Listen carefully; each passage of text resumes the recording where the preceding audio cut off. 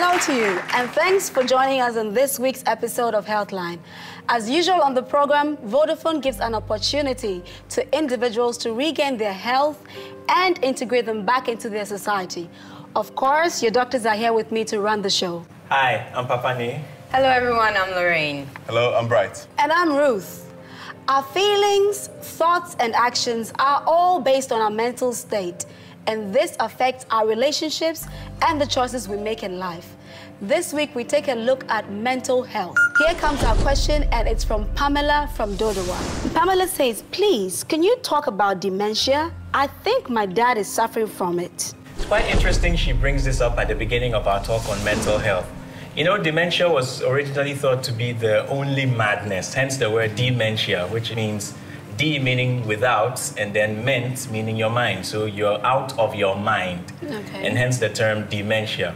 There's no particular illness for dementia. It just goes to describe a condition that actually gives you intellectual disabilities. That means your ability to think well, and some kind of social disabilities as well. Some of the common symptoms you might see are memory loss, inability to communicate effectively. You tend to forget new things you've just learned, like, oh, hello, my name is Jack, then what's your name again? Instantly you've forgotten. People who have this tend to have hallucinations. They may see things that aren't there or hear things that aren't there.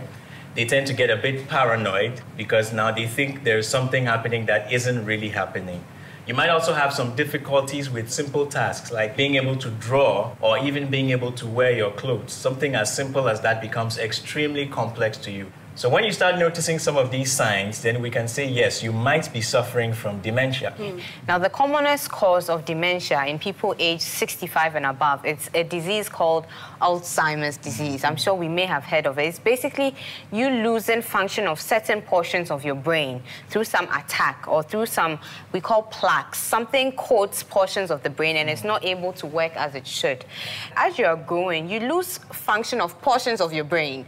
So the portions of your brain that are supposed to deal with memory and your ability to perform certain tasks may just die off. So as you age, there's also the high occurrence of dementia or dementia-like characteristics. Whenever you're around someone who has dementia, just remember that support is very important, because though medications can be given to slow down the attributes of the disease, you can't cure it and you can't stop it. So it will keep going on. But we actually encourage certain exercises, like memory exercises, exercises to help them remember some things that they've already known before. Also, we have certain games, computer recall-based things that help them remember. They have what we call cognitive disorders. So, for lack of a better terminology, they start behaving like children. So they become very difficult and aggressive, and they'll stomp their feet, and they'll throw temper tantrums and throw things at you. But it's good just to realize that it's the disease condition that's causing this. Be very supportive. And also, we call something positive reinforcement. So you train them the way you train a child. You teach them, no, it's bad to do this. It might sound a bit condescending, because if it's your father and you're telling your father, Daddy, no, don't do that, it's an out-of-body experience. But it's very important to, you know, help him realize what is good and what's acceptable, because they tend to forget. Let's take a question from our audience. Okay. Hello, my name is Augustina from Alajo. I've read about anorexia in magazines. Do we have it here in Ghana? Augustina, you'd be surprised to know that anorexia is found everywhere, even in Ghana. Now, what anorexia simply is it's an eating disorder. But the dangerous thing about it is it's a double problem. So not only do you have an eating disorder, but you have an underlying psychological disorder. And this makes you see your body in a distorted way. So you look in the mirror, you may be as thin as anything, but you look in the mirror and you see someone who's fat. So it affects how you see yourself. So it gives you a poor body image, and you tend to dislike yourself as well. Researchers show that anorexia actually stems from an underlying problem. So your attempt to always remain thin is your attempt to claim power, because power has been taken away from you some way or another. Maybe you were abused as a child, or you grew up in a very hostile environment. So the only way they can take power back is, okay, I'm going to make sure I stay thin. Now, most people think that anorexia is only in females, but it can also be in males. And it behoves on us who are in the same environment with these people to pick up on these cues. You notice someone is obsessed. You see her, she's as thin as myself, or probably even thinner, and she says she's fat. And she's sure that she's fat. Nothing you can do can convince her that, look at you, you're skin and bones. No, I'm fat. She keeps saying that. She refuses to eat no matter what you do. And you may notice that this person too may have some form of instability emotionally. So something happens and all of a sudden they're crying. You don't even know why. We really have to look and find these people who are around us because they need help. And the good news is that there is help for them. Because it's a psychological disorder, their treatment is multidisciplinary, meaning that it takes 2 or more people. So we bring in the dietitian and we bring in the psychoanalyst or the psychologist just to help them get a better image of themselves. Now, you have to understand that you need food to live. I love food. It may not show, but I love food. And you need food to sustain yourself, especially if you're very active. So if you starve yourself, you're starving your body, you're starving your mind, your heart, and all the vital organs, and literally you are killing yourself. All right. Rukaya sent us another message. Let's take it. Says, I have an older brother who the doctors say is bipolar. What can I do to help? Wow. It's actually this remark I've heard somewhere before. Someone says, I hate the fact that I'm bipolar. It's awesome. You see, it's a mood disorder. And in these situations, you're usually in 2 different moods at 2 different times. It can be spontaneous or it can be as a result of something that triggers it, what we call a stimulus. Now, in one case, you can actually be extremely anxious, or in another case, you can actually be extremely depressed. Usually people who have bipolar disorder, they can just move back and forth between periods of being either very happy or very irritated to periods of being depressed. Now, there are 2 types of it. There's the type 1, there's the type 2. The type 1 being more severe and type 2 being a lesser severe form of it. Now, you should know some of the symptoms. We call them actually vacillating or moving from mania to depression and back and forth like that. The mania being? The mania being the fact that they can get easily distressed, they become reckless, you know, some engage themselves in spending sprees, promiscuity. Life-endangering activity. Exactly. And there's some occasions where they're just so very happy, and again, they do things out of control. They relapse or slouch into depression, where they have low self-esteem, they feel that nobody really cares, they actually withdraw from people, and usually they have suicidal tendencies. So these are very, very delicate people, so to put it. And you see, the thing about the manic episodes sometimes is we may think that, oh, this person is just very hardworking and he's just doing his thing. When someone is in the manic phase of bipolar, they feel so strong. They feel like Superman. They don't feel tired. They can keep going at it and going at it from morning till evening.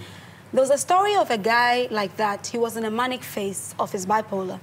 He worked for 3 days continuously without water, without food. He just went on and went on and went on. And eventually, he passed out and he died. You know, because you don't even feel the need for any of those things. And that's the danger with a manic episode. I mean, there are other dangers like those who decide they want to engage something risky. They go shoplifting and they like the adrenaline that comes with it. For those people who had a bad experience with sexual abuse or anything, they can get extremely promiscuous. They can just go up on the streets and decide to pick one person and just go at it, you know. It happens a lot, and that's in the manic episode. In the depressive phase, however, they can get very suicidal. That's the danger about that one. When they get to that place of feeling suicidal, sometimes you might notice it, that this person is a little bit of a recluse, just wants to be on his own, doesn't want anyone around him and all that. Next thing you know, he's jumping off the balcony. And I'm really glad that, Rukaya, you're asking, what can I do to help? Support is the fundamental basis of their healing. It's going to be a long period of therapy. He would be having a lot of visits to a psychotherapist and all that. And it's great that they don't go alone on these visits. So you can be going with him if it can fit into your schedule. And you can also be helping him take his medications because they have to be on medications for quite a while. So Rukaya can also be supervising his medication, making sure he's taking it. Give him positive reinforcement, a little treat every time for a week straight. You've taken your medications, you've not left any out and all that. And I'm sure he would really appreciate it and get better. On Kids Corner today, we talk about supporting children with mental retardation. You know, mental retardation is a concept that most people don't understand, because you have a child and you realize that your child is slower than the others. The sad thing about mental retardation is you cannot pick it up right from birth. It's something that over a period of time you realize that my child is Something a is bit not right. slower than the rest. Yeah. And there are various forms of mental retardation. It scans right from mild to severe. And this is associated with the children not being able to do certain things that they should have been able to do by a certain time. Also, you might find cases where children are born with certain conditions that actually affect the abilities for their brain to grow adequately and for it to develop at the same rate as their bodies do. An example is a Down syndrome, where it's a genetic disorder in such a case. The thing about it is, as much as possible, you have to be able to know what the situations are and understand what the conditions themselves are. Because if you know what the condition is with a particular child, then you know that, okay, I have to make sure that I have to coach this child in this way. If I have to keep the child at home, it must be for a good reason. As much as possible, do not try and deprive the children of some kind of a social environment. They need to be around people, not just the family. A lot of people tend to shy away. It's a bit embarrassing for some families. If you come from an affluent family, all of a sudden you have a member of that family who's not as well-to-do mentally as you'd expect, you'd probably want to move away. People hide their children away. It's quite difficult for the children. But if you understand what is really going on with the child, you would love him or her as much as any other normal child. Exactly. Now, with the classification of mental retardation, most parents tend to keep their children at home. But it's very important for you to bring your child to the doctor whenever you realize that your child may be mentally retarded. Because we need to find out what type of mental retardation your child has. Because with those who are mildly mentally retarded, they are educable, meaning that you can educate them to some extent. And in the severe, they are non-educable, meaning that you may not be able to integrate them into any educational setting, and they would be very dependent on you. It's important for us to help you find out what type of mental retardation your child has, so that we can teach you how to handle the child. So maybe you know that for Akosia can't do anything by herself. I need to bathe Akosia, I need to feed Akosia, I need to clothe her if she's severely mentally retarded. But if maybe Ajua is mildly mentally retarded, she can go to school, she can do things for herself, and this would help how to deal with your child and how the whole household will come and accept the child. After the break, we visit the treatment room to learn about ways to de-stress.